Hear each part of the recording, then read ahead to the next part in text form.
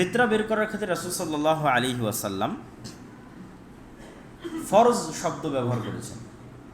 এমন ফরজ যা কোরআনে নাই। অনেকেই বলে যে হাদিস দিয়ে কি ফরজ সাবিত হয়? জি, হাদিস দিয়ে ফরজ সাবিত হয়। তার একটা বড় ফরজ হচ্ছে ফিতরা বের করা। রাসূল বলেছেন ফারাদা রাসূলুল্লাহি সাল্লাল্লাহু আলাইহি ওয়াসাল্লাম সাদাকাতাল ফিতর। আল্লাহর নবী ফরজ করেছেন তোমাদের জন্য ফিতরা বের করা। তোমাদের জন্য ফিতরা বের করা ফরজ করেছেন এবং ফিতরা বের করার ক্ষেত্রে তিনি ধারাবাহিকভাবে তৎকালীন যুগে চলমান কিছু খাদ্যদ্রব্যের নাম উল্লেখ করেছেন। সাআম মিন তামারিন, সাআম মিন শাঈরিন, সাআম মিন জাবিবিন, তথা এক সা খেজুর, এক সা গম, এক সা জব, এক সা কিশমিশ। সেই যুগের মানুষ যা খেত। অন্য বর্ণনায় আছে সাআম মিন তাআমিন, তথা খাদ্যদ্রব্যের মধ্যে থেকে এক সা। আর এটা ফরজ করা হয়েছে কাদের উপর? আলাল আবদি, বান্দার উপর, আলাল হুররি, স্বাধীন ব্যক্তির উপর, আবদ মানে কৃতদাস, কৃতদাসের উপর, স্বাধীন ব্যক্তির উপর, ওয়াল যাকারি ওয়াল উনসা, ছেলে মানুষের উপর, মেয়ে মানুষের উপর, ওয়াস সগীরি ওয়াল কাবীর, ছোট বাচ্চার উপর, প্রাপ্ত বয়স্কর উপর, মিনাল মুসলিমিন, মুসলমানদের মধ্যে। তথা মুসলমানের যে বাচ্চা ফিতরা যেই দিন দিবেন বের করছেন, সেই দিন জন্মগ্রহণ করেছে তার উপর ফিতরা ফরজ। ওই দিন জন্মগ্রহণ করেছে এরকম বাচ্চার উপর ফিতরা ফরজ। আপনার বাড়িতে কাজ করে কাজের মহিলা কিন্তু তার ফিতরা আদায় করার সামর্থ্য নাই, তারও ফিতরা আপনার উপর ফরজ। এই জন্য বলা আছে আবদিন, কৃতদাস, গোলামের উপর ফিতরা ফরজ। তাহলে তারা সবাই ফিতরা বের করবে সাআন, এক সা সমপরিমাণ। এক সা সমপরিমাণ বের করতে গিয়ে সমস্যাটা কেন হয়েছে? এক সা সমপরিমাণ বের করতে সমস্যা এই জন্য হয়েছে যে আপনারাও জানেন যে আমাদেরও বাপদাদারা আগের যুগে পাত্রের উপর ভিত্তি করে জিনিস ওজন হতো। যে একটা বড় গামলার মতো বা বড় এর মতো জিনিস দিয়ে তৈরি করা, ঠিক আছে, ওটা বিভিন্ন নামকরণ করা হয়, সেটার একটা মাপ থাকে যে আমি তোমাকে এটা এত দিলাম, তুমি আমাকে এটা এত দাও। আগের যুগের এত অ্যাকুরেট মাপের জন্য কোনো মেশিনও ছিল না, বা কোনো পাথর জাতীয় কিছু রেডি করে সেটার ভিত্তিতে ওজন করা হবে কিলোগ্রাম ঠিক করে, সেগুলোও ছিল না। মানুষ লেনদেন করতো পাত্র দিয়েই। তো ঠিক এরকম একটা পাত্র মদিনায় প্রচলিত ছিল, যে পাত্রের নাম সা। এটা একটা পাত্র। ওই পাত্রের মধ্যে খেজুর ঢোকালে যত খেজুর আটে সেটাই এক সা। ওই পাত্রের মধ্যে গম ঢোকালে যত গম আটে সেটাই এক সা। তো এই মতভেদটা এই জন্য হয়েছে যে ওই পাত্রের মধ্যে এক সা খেজুর ঢোকালে আজকের বাজার অনুযায়ী কত ওজন হবে। এটা তো 1500 বছর আগের কথা। আবার মদিনার মানুষ, এবং এটা স্বাভাবিক মতভেদ, মদিনার মানুষ যেই সা ব্যবহার করতো ইরাকের মানুষ ওই সা ব্যবহার করতো না। আপনার রাজশাহী চাঁপাইনবাবগঞ্জে যেই ধামা বা যেই মাচা দিয়ে তারা চাউল ওজন করে এবং কুঠির মধ্যে চাউল রাখে, সেটা হয়তো আপনার চিটাগাঙে হয় না। চিটাগাঙে হয়তো আর একটা ওই জাতীয় জিনিস ব্যবহার হয় যেটার নাম ওই, কিন্তু সেটা মাপে ভিন্ন। এটা অস্বাভাবিক কিছু না, একদম স্বাভাবিক। তো ইরাকে ব্যবহার হতো একটা, মদিনায় ব্যবহার হতো একটা। তো আল্লাহ নবী বলেছেন মদিনারটা, তো অনেক সময় দেখা যাচ্ছে ইরাকেরটা গণনা হয়ে গেছে। তো এই মতভেদটা নিয়ে জটিলতার কিছু নাই। এই জন্য এইটাতে একটু প্রশস্ততাই রাখতে হবে। বর্তমান যারা গবেষক তাদের গবেষণা অনুযায়ী মদিনার এক সা যদি চাউল ঢুকিয়ে মাপা হয় তাহলে 2.5 কেজি থেকে 3 কেজি এর মাঝামাঝিতে থাকে। তো আমাদেরকেও সেই মাঝামাঝি ধরে নিয়ে, অথবা 3 কেজি ধরে নিয়ে, অথবা 2.5 কেজি ধরে নিয়ে আমরা ফিতরা, সাদাকাতুল ফিতর বের করতে পারি। তো সাদাকাতুল ফিতরের ক্ষেত্রে টাকার বিষয়টি কখনোই রাসূলুল্লাহ সাল্লাল্লাহু আলাইহি ওয়াসাল্লামের যুগে বা সাহাবীদের যুগে প্রযোজ্য হয়নি। এটা সর্বপ্রথম একজন সাহাবী, তিনি মূল্যমান অনুযায়ী গমের মূল্যমানের সাথে খেজুরের মূল্যমানের উপর ভিত্তি করে সা নির্ধারণ করেছিলেন, যেটার বিরোধিতা তৎকালীন সাহাবীরাও করেছিলেন যে না, আমরা এটার বিরোধিতা করছি।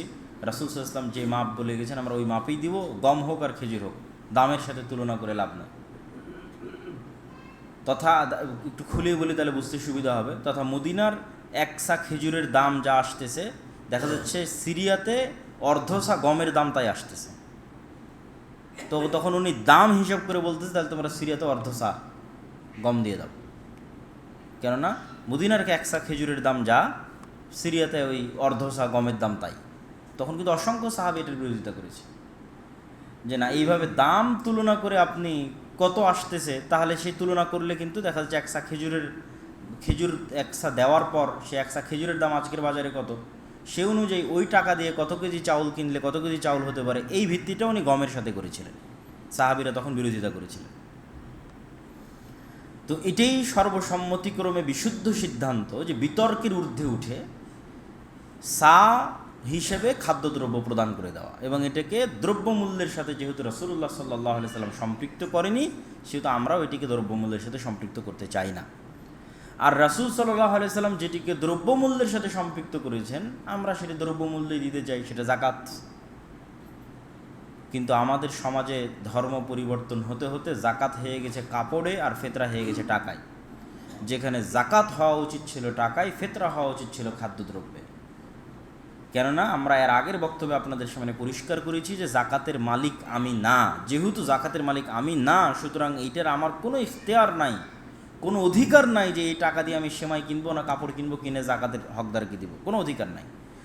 যেহেতু আমি মালিক না, সেহেতু টাকা হুবহু ওইভাবে পাওনাদারকে বুঝিয়ে দিতে হবে, যিনি জাকাতের হকদার।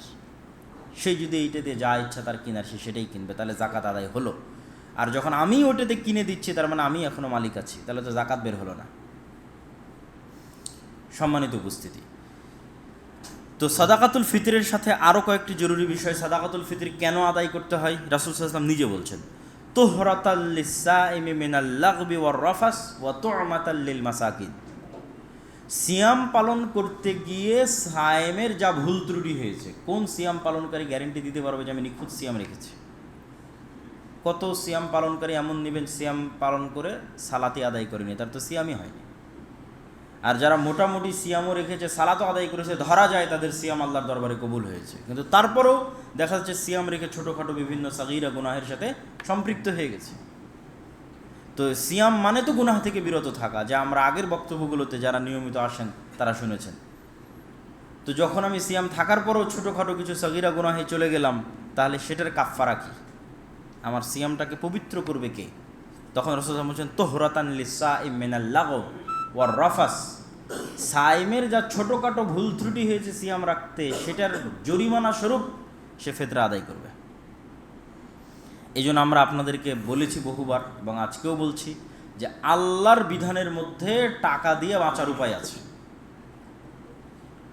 এই জন্য দান অনেক বড় শক্তিশালী ইবাদত। আল্লাহ নিজে মানুষকে প্রত্যেকটা ভুল থেকে বাঁচার রাস্তা দুনিয়াতেই দিয়েছেন, টাকা দিয়ে জরিমানা দাও। সিয়াম অবস্থায় স্ত্রীর কাছে গেছে, আল্লাহ টাকা দিয়ে জরিমানার ব্যবস্থা করেছে। হয় একটানা 60 দিন সিয়াম রাখো, না হয় 60 জন মিসকিন খাও, না হয় গোলাম আজাদ করো। গোলাম আজাদ করতেও টাকা লাগবে, 60 জন মিসকিন খাওয়াতেও টাকা লাগবে। এরকম অসংখ্য বিধানে আল্লাহ ভুলের জরিমানা দিয়েছেন টাকা দিয়ে। তো ঠিক আপনি ভুলের জরিমানা কিয়ামতের মাথাও টাকা দিয়ে আদায় করতে পারবেন। তো সেই টাকা তো আপনাকে জমা রাখতে হবে, ওখানে তো আর নতুন করে বানানো যাবে না। যে কিয়ামতের মাঠে আপনি আপনার ভুলের জরিমানা দিয়ে বাঁচতে চাচ্ছেন, আগেই না জানি কত কোথায় ভুল করে ফেলেছি, তাহলে আগেই সেখানে ব্যাংক ব্যালেন্স পাঠিয়ে রাখতে হবে। এটাই হলো দানের পাওয়ার, যে যখন আপনার দানের পরিমাণ বেশি থাকবে, কিয়ামতের মাঠে কেউ এসে বলবে আমার গীবত করেছিল, কেউ আমাকে গালি দিয়েছিল, কেউ 10 টাকা নিয়ে দেয়নি, কেউ অমুক দোকানে বাকি ছিল পরিশোধ করেনি, কেউ বলে স্ত্রীর হক ভালো মতন দেয়নি, অমুকের ভালো মতন, সব দান থেকে পরিশোধ হতে থাকবে। ওটাই কিয়ামতের মাঠে কারেন্সি, জরিমানা দেওয়ার পরিশোধ হবে, আপনি জান্নাতে চলে যাবেন। তো এই যে জান্নাতে যাওয়ার আপনার যে কোনো ভুল ত্রুটি থেকে বাঁচার যে উপায়, সেটা হচ্ছে দান। এটা আল্লাহর নবী নিজে বলতেছে যে আমাদের সিয়ামের যে ভুল ত্রুটি হয়েছে সেটা আমাদের খাদ্যদ্রব্য দিয়ে পরিশোধ করে দিতে হবে। ওয়া তু'মাতান লিল মাসাকিন, আর এটা মিসকিনদের খাদ্যদ্রব্য, ফকিরদের খাদ্যদ্রব্য। এই জন্য জাকাতের খাত 8টা হলেও ফিতরার খাত একটাই। ফিতরার খাত একটাই, কি? গরিব মিসকিন ফকির, আর দ্বিতীয় কোনো খাত নাই। তারপরে তিনি কি বলছেন? তারপরে বলছেন মান আদ্দাহা ক্বাবলা সালাহ, ঈদের সালাতে যাওয়ার আগে যে সাদাকাতুল ফিতর বের করলো, ফাহিয়া যাকাতুন মাকবুলাহ, তার এই সাদাকাতুল ফিতর কবুল হবে। ওমান আদ্দাহা বাদা সালাহ, আর যে ব্যক্তি ঈদের সালাতে যাওয়ার পরে সাদাকাতুল ফিতর বের করলো, ফাহিয়া সাদাকাতুম মিন সাদাকাত, তাহলে এটা আর সাদাকাতুল ফিতর হলো না, এমনি স্বাভাবিক একটা দান হিসেবে গণ্য হবে। তাহলে এখানে আরেকটা জরুরি কর্তব্য ঢুকে গেল যে ঈদের সালাতে যাওয়ার পূর্বেই সাদাকাতুল ফিতর বের করতে হবে। তো বের করার বিষয়ে সবাই একমত, পৌঁছে দেওয়ার বিষয়ে প্রশস্ততা রাখা আছে, যে আমি আমার খাদ্যদ্রব্যের মধ্যে থেকে আলাদা করলাম বা জমা দিলাম, বা এক কথায় জিনিসটা বের করা বুঝাতে যেটা বুঝায়, যদি সমাজ হয়তো সমাজে গিয়ে জমা দিলাম, যদি আমার বাড়ি হয়তো বাড়িতে আলাদা করলাম, কিন্তু পৌঁছে দিচ্ছি, পৌঁছে দেওয়ার ক্ষেত্রে সাহাবীরা প্রশস্ততা রেখেছেন।